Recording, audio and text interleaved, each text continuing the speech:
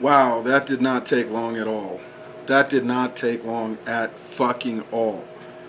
They're already pulling out the birtherism thing for Senator Kamala Harris, right? It's amazing. It's amazing. You got to give white people credit, man. You got to give white people credit. They are consistent as fuck. They're consistent, right? President Obama in 2008 had to deal with this birther bullshit from Cheeto Hitler. And now you got this idiot writing a Newsweek article claiming some kind of bizarre shit that because Senator Harris's dad is from Jamaica and her mom is from India, that somehow she's not qualified, that whole being born in the United States. You know, I thought it would be Michelle Malkin. I thought it would be Michelle Malkin or what's that crypt keeper looking bitch that always wears the same blonde, Ann Coulter. I thought it would either be those two that would start this shit, but no. The guy in the Newsweek article that wrote the thing, he apparently ran for California district attorney, lost in the primary, and the guy he lost to got mollywopped by Senator Kamala Harris, right? So, like I was telling you, it was just yesterday. I'm sorry, I didn't even start the normal way. It's it's 11:40 Mountain Standard Time on August the 12th, and I just got off reading some blogs and reading some shit and that Newsweek article, and I'm here to tell you that shit is fucking ridiculous. It is amazing. It is fucking amazing that this is the route that these guys are planning to go. It really is surprising, right? That this is the route that they're planning to go. You know, this country, America, my country, our country, we really need to have like a Truth and Reconciliation Commission like Desmond Tutu and Nelson Mandela had in South Africa, man. I mean, it's really necessary, you know, because I'm going to relay a story that happened in Texas a couple of years ago. There was a football coach and a math teacher. Math teacher happened to be a black woman. Football coach happened to be this white dude. And for some reason, I was a history teacher. And for some reason, there weren't an argument, or not an argument, we're just talking about American history and shit. And this white dude starts telling us about how his parents are German and Irish, and one of his ancestors came here from the potato famine, yeah? And he looks at this black science math teacher and asks, where are your people from? And I had to interrupt him. I'm like, shit, man, she's a black woman in America. You know, you could flip a coin and her ancestors have probably been here longer than yours. And when your ancestors got here, the building they lived in, her ancestors probably couldn't live in there even though they fucking built it. You know, it's that type of, it's like watching whiteness work, right? White people have this innate ability to think that they are the arbiters of other people's Americanness or their American experience, right? It's kind of it's almost like a psychosis, man, right? It's a sociopathy. It really is, right? Sociopathy means social disease, a social pathology. And it is a social pathology that we've let these mediocre white people get away with thinking that they have some sort of say in other people's Americanness or American experience, right? I'm the son of immigrants, just like Kamala Harris is. I'm an American citizen, just like Kamala Harris is. So is my sister. And there have been multiple times when white people have rolled up on me and is like, where are you from? I'm fucking from Texas, lady. And, where are your parents from? And I've gotten down to it to the point, I mean, feel free to use this shit, but if any white person rolls up on you and asks you where you're from, I've gotten to the point, I have zero fucks to give, right? I usually give them some smart-ass answer like planet Earth, where are you from? And if they start some mumble-mouth bullshit, and I'm like, no, I mean, which plantation does your family come from? Because if you're a white person in America, I lay the whole onus of slavery on them. If you're a white person in America, then you own slaves. So which plantation did your family own? And they'll usually start talking about, no. My family is Italian, and we can't. So okay, so you just got here too. So maybe you should shut the fuck up about where somebody else is from. But anyway, it's really disheartening. I thought we had at least a week. I thought it would take them a week. No, that these motherfuckers didn't even make the day. They didn't even make the day, right? Didn't even make the day. It's just wow, man. That Public Enemy had it right. With their album, what was it? Was it in 89, 91, right? Fear of a Black Planet. Public Enemy had that shit right. It's fucking amazing how watching whiteness work, man. Right? Because they just do not have the ability to understand or even contemplate where their needs and they are not centered. Right? I lost a very good white friend of mine. Fuck, that should be like a Boondocks episode. I sound like Uncle Ruckus, except the reverse, right? Anyway, I had a friend of mine in South Carolina, a good friend of mine, right? I thought they were good friends of mine. And today is the anniversary of Heather Heyer getting murdered in Charlottesville, right? 3 years ago. And when that happened, that fucking blew my mind. I lost my shit, man. At that time, I was on Facebook, and I started posting a bunch of fucking shit, right? How's that line go? There are only two cures for Nazis. The hangman's noose and the firing squad, right? It's like being a pedophile, man. Once you subscribe to the Nazi ideology that you think that America should be a white ethno-state, where the fuck do you think everybody else is going to go? Are you planning on buying everybody a fucking ticket? Do they just have to up and go? Do they get to keep their shit? Who gets to decide how much shit they get to keep? You know what I mean? Right? So the shit just starts falling apart when you ask them these kind of questions. And so people who have that right-wing Nazi ideology, fuck them. Fuck them. Right? I just read in the online Albuquerque Journal that Cowboys for Trump and the New Mexico Civil Guard is supposed to be starting some shit on the 22nd, right? They're supposed to have some kind of shit, voter registration stuff, right? I don't know if there's going to be a counter protest, but I'm going to scroll and see what's what, right? Anyway, the thing about Senator Harris and the thing about how conservatives are trying to marshal their forces, how they're trying to figure out a way how to attack her without coming across as the racist assholes that they are, is pretty funny, because they don't have like William F. Buckley, and they don't have what's his name, Pat Buchanan. Right? They don't have racists who are intelligent. You know what I mean? They don't have racists who are rhetorically adept, so they can't really come up with the way to sound racist without being racist. Right? Those of you who are a little older, you should remember this guy who wrote this book called The Bell Curve.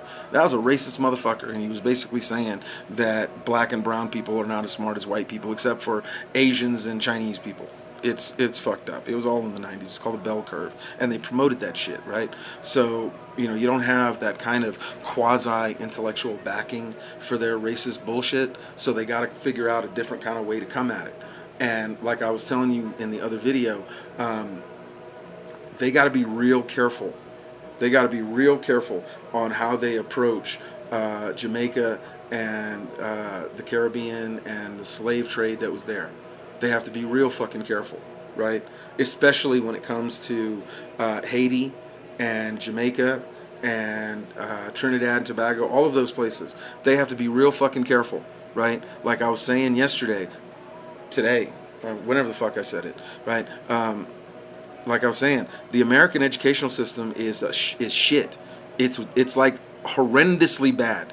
Okay, just to give you an example of how horrendously bad the American educational system is, you guys remember Mike Huckabee, Governor Mike Huckabee? His sleepy-eyed daughter was the press secretary at one time. Are you gonna look at me? No, I'm not gonna make fun of people who have sleepy eyes. Fuck that.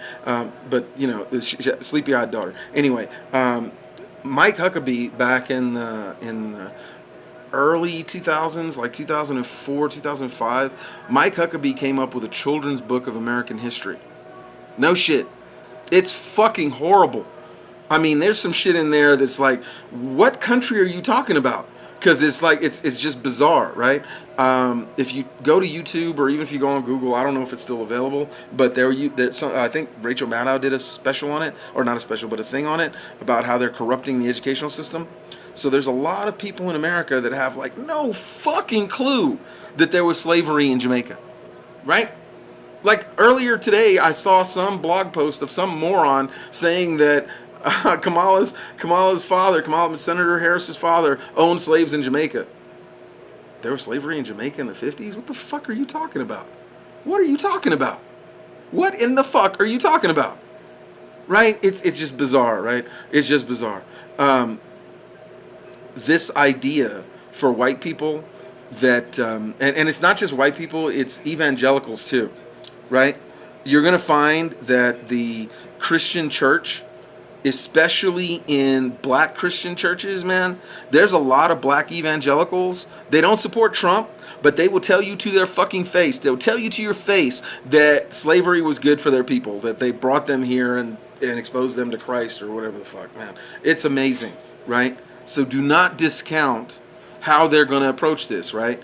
If they start getting stung, if they start opening up the wrong door, right? Because remember what I told you.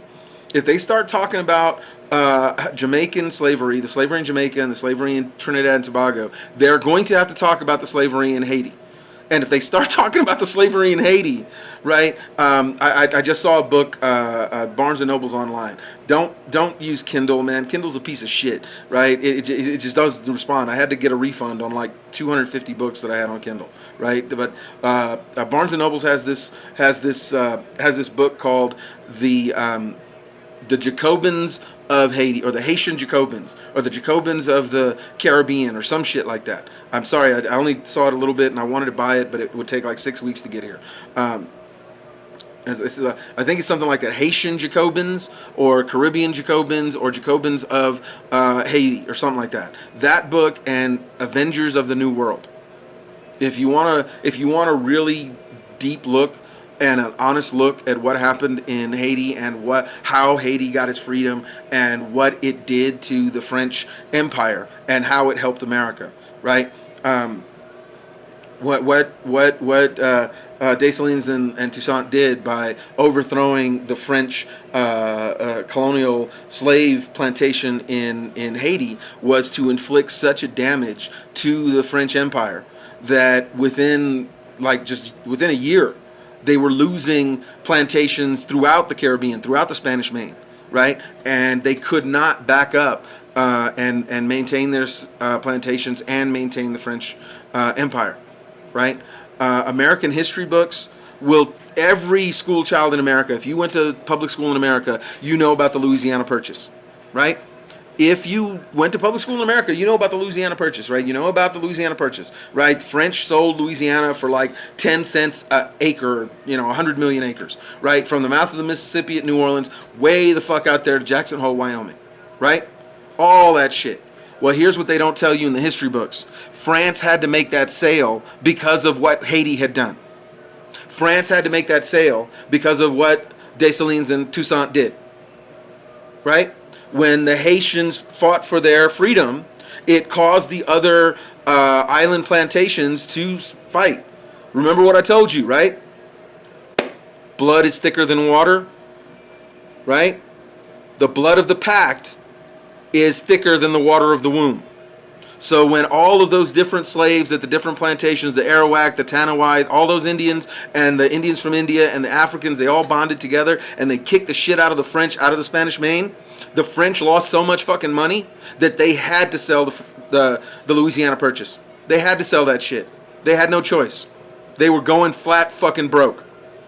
Right? What Haiti did inflicted such a mortal wound on the French Empire, right, that they literally were selling millions of acres of land for pennies on the dollar. Right? They were begging other countries to bail them out. Other countries that used to pay the French taxes because they were part of the French Empire.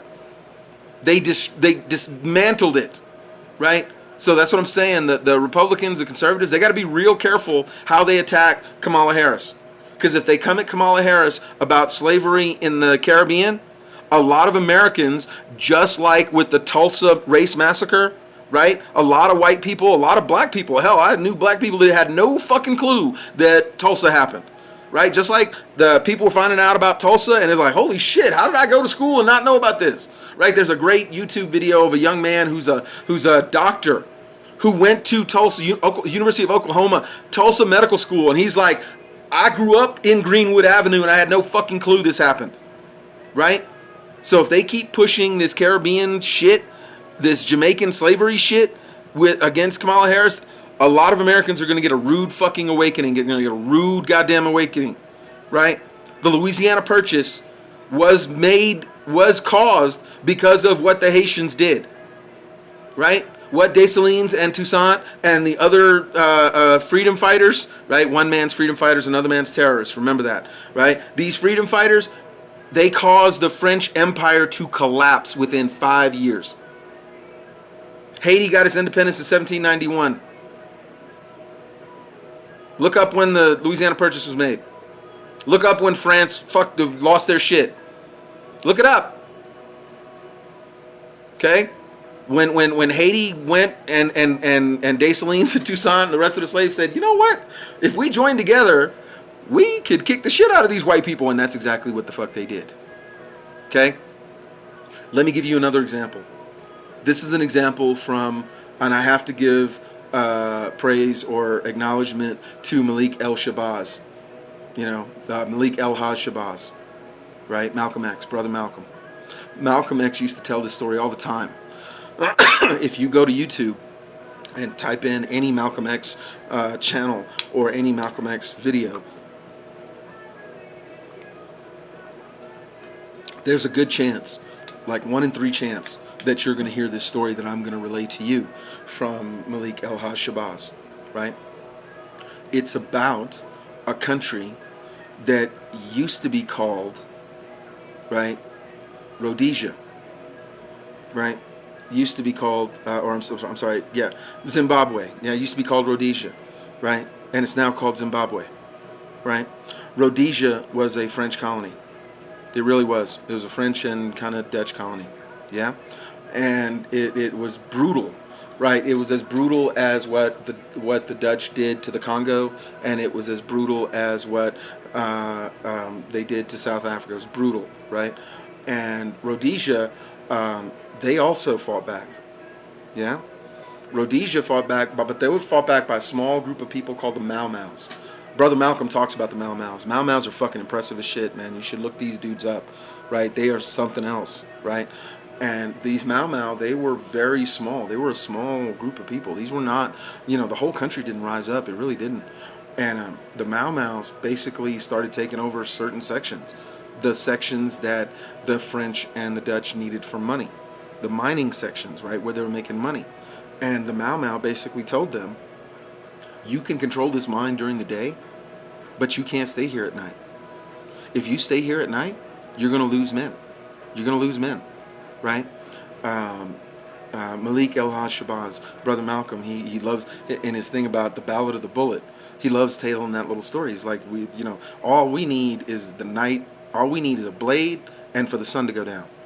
And it's even Stevens, right? And that's basically what the Mau Mau told the French. The Mau Mau told the French, these mines where you're stealing from our land and hurting our people, you can run them during the day. With all your military, you can run them during the day. But you will not be able to keep them at night. You're going to lose people at night. And that's what the Mau Mau's did.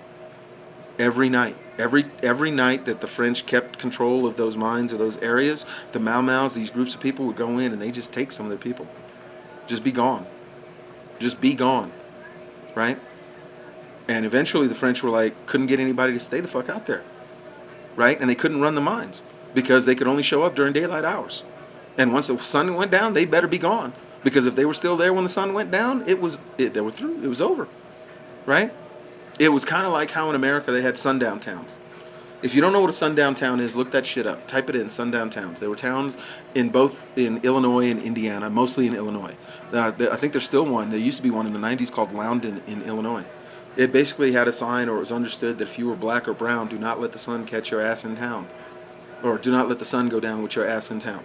That's what the sundown towns meant. And that's basically what the Mau Mau's did in Rhodesia. And they kicked the French out and they turned the country into Zimbabwe. They got their country back. Right? I bought that up because if the shit goes left, man, there's no real reason to fight them like in a battle, right? You just have to take away the stuff that they consider important, right? There's another book that I recommend. It's called Fangs of the Wolf, and it documents the Chechen Russian battle from 1991 to 2004. Fangs of the Wolf. Get that book, right? Or go look for it if you can. Get a copy of it. And Fangs of the Wolf, it lays out. It's a really good book because the journalist who wrote the book, he wasn't like embedded like they did with the Navy SEALs. He wasn't like some rah-rah dipshit. He literally followed the rebels around. Like he asked the rebels, could he follow him around? He wasn't gonna stay in the camp. He was just gonna document what the fuck he saw, right? Fangs of the Wolf. And what this journalist documented was this guy they called him the Fang of the Wolf. When he wanted the Russians out, right? When the Russians were taking over small towns in Chechnya, and he wanted them out, he didn't fight the Russians flat-footed. He didn't walk up there like Muhammad Ali or Mike Tyson. He wasn't going to go, let's box. He didn't do that shit. You know what he did? The Russians were paying former warlords and criminals, right? They were paying them. They would like rob the houses and give the Russians their percent and get to keep like the jewelry and the art and whatever the fuck, right? So the Fang of the Wolf, I can't remember the guy's name. The Fang of the Wolf, man, what he did was he found where they kept the money. They found where they kept the jewels. They found where they kept the art or whatever they were using to pay the warlords off, and he set that shit on fire. He set that shit on fire. He set the whole building on fire. It's like that scene in The Dark Knight where Heath Ledger's playing the Joker, and he's got that fucking pyramid of money, and he's like, I like gunpowder and gasoline because they're cheap, right? And he sets all that shit on fire. That's what the Fang of the Wolf did, right? He didn't pile the money up, of course. He just burned it. He just burned the building to the ground. He told his people that, the paper money and the art, okay, I'm sorry about that, but the gold and the silver was going to melt into the ground. And he told his people, watch the area that we burned. If these motherfuckers come back to go get the gold out of the ground, shoot them on sight. Make it known that the gold stays here for the people. The silver stays here for the people. Whatever diamonds got melted or whatever the fuck happened to them stays the fuck here. You leave, right? And the mercenaries left. They fucking left. Because the Russians, every time the Russians set up a pay unit, right? At one point in the book, The Fangs of the Wolf, the Russians were sending money through like they were landing money in. The dude blew up the tarmac. He blew up the tarmac, right? Because he was like, you're already starving us. You're not giving us food. You're not giving us water. You're raping our women. You're shooting at us. There's no fucking way we're going to let you pay these mercenaries that are doing all these things to us. So he blew up the fucking tarmac. He blew the shit up. He blew big fucking holes in it so there's no way the planes could land. After he did that shit, the only way Russians could get any supplies up in and out of the fucking Chechnya was through the railroad for like 6 months. It took him that long to fix the fucking tarmac because he kept shooting at them, right? It made it so impossible for the Russians to pay these mercenaries. The mercenaries were like, fuck this, we're leaving, right? I only bring this up because when the United States went to Iraq, right, for the Iraq War, there were Halliburton employees, people being paid, truck drivers, CDL drivers, leaving America and going to Iraq to drive trucks full of fucking oil because we were there to steal their oil, that were getting paid $100,000 tax-free. That was the contract. You could get blown the fuck up, but you got $100,000 tax-free, right? And one of the reasons that they pulled that shit out was that the Iraqis did the same thing that the Fang of the Wolf did with that Russian conflict. People figure that shit out real fast. If you're there to steal from them and steal their land and steal their stuff, all they have to do is burn the shit to the ground and make it real hard for you to make any money, and you will fucking leave. Or white people will fucking leave. They'll leave. Right? That's why they get real uptight when these protests in the street start tearing shit up. They get real uptight about that. Right? Nancy Pelosi gets uptight about that shit. Right? Biden gets upset about that shit. They get upset about that shit. Right? Because they understand. You haven't figured this shit out, but they understand very well that once people figure out that they're more interested in property than actual people, and they start burning the property up, you will see where their loyalties will lie. You'll see it. And it'll be very clear. Right? Like George Carlin said, they don't give a fuck about you.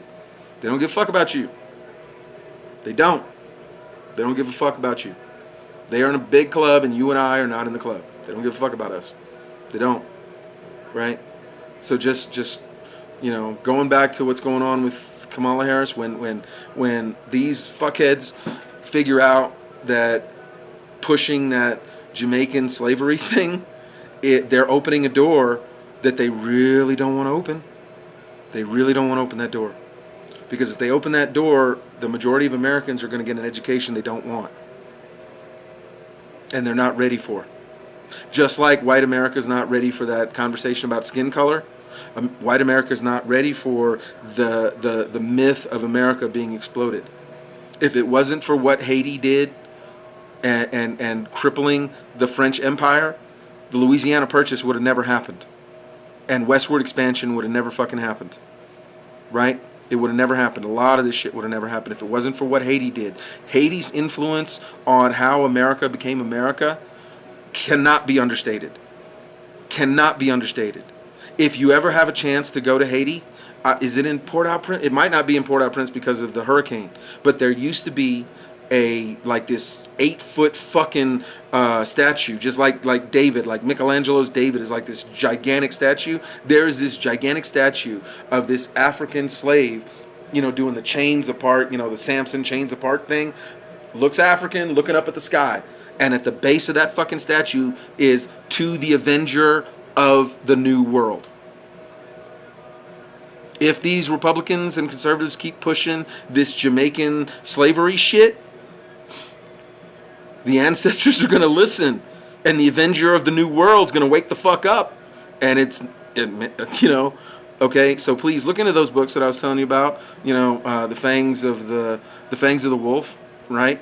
And Avengers of the New World, and the Haitian Jacobins, I think is the name of it. Something Jacobins. If you look up Avengers of the New World, they're linked together. But both of those books are excellent books, and they'll give you a really good insight of what happened in Haiti and how that actually influenced what happened in America, right? And these white people, if they keep pushing this shit, they're going to get an education that they're not ready for at fucking all.